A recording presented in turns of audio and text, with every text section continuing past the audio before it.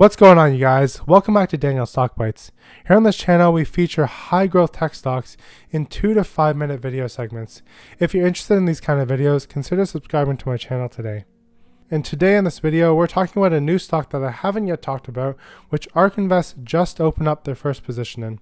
And this stock is none other than Palantir. So Palantir actually IPO'd on September 30th, and they're one of the most controversial IPOs because they are a controversial data company.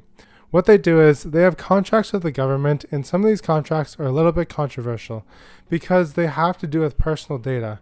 So people might see this as a breach of privacy, and Palantir is sort of helping out Uncle Sam, which may be considered the bad guy to the public. However, the company did go public, and they're not a small company. They were valued at just around $2 billion when they went public for $10 a share. And today, if you look at the stock price, they're trading just under $10 per share. Since it first started trading, the stock has been fairly choppy around the $9 to $10 mark.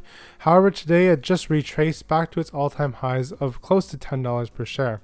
When I was looking through my emails today, I always check out the ARK Invest management trading information, and they tell me what stocks they have bought and sold for today. And I noticed that they bought Palantir Technologies.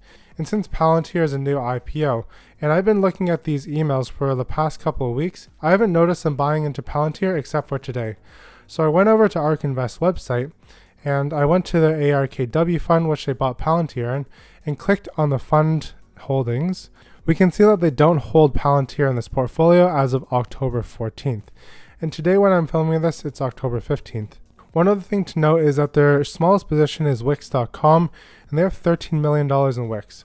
However, if we look at how many shares of Palantir that they bought today, is 20,000 shares at roughly around $10 per share, meaning they only bought $207,000 worth of Palantir. So if they were to bring this Palantir position up to the Wix position of $13 million, then they'll be buying Palantir fairly heavily in the next month or so. So I expect to see in the future emails that ARK Invest will be investing more into Palantir. And right now there's been a lot of hype around ARK Invest, and people love this company and they often mimic the trades that they do. So I expect Palantir to be trading up at maybe $12 per share by the end of this month. That's purely based on maybe retail investors looking into these ARK emails and trying to mimic ARK's trades. We saw a strong move today, up by 6%. However, the volume is quite weak. So if we go here to Yahoo Finance and just compare the volume to the previous days, it was quite weak volume. So I think tomorrow we could see probably larger volume as people and other retail investors see that ARK Invest did buy Palantir.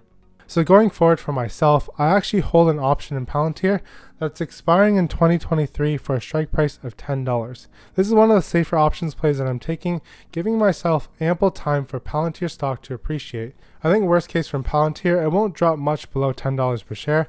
After all, it is a technology company in the data space, which is all the rage these days. Right now, most of the revenue is generated from the government. However, if they do move into the public sector, that expands their addressable market drastically. I was reading some analyst estimates for the next decade for Palantir stock, and the worst case for Palantir was that it would stay at around $20 billion company. However, the bull case for Palantir here is that it could go to a $200 billion company, basically 10xing where it is today, because currently the company trades at a $21.8 billion market cap. And the way that they're going to get there is ultimately providing services to public companies.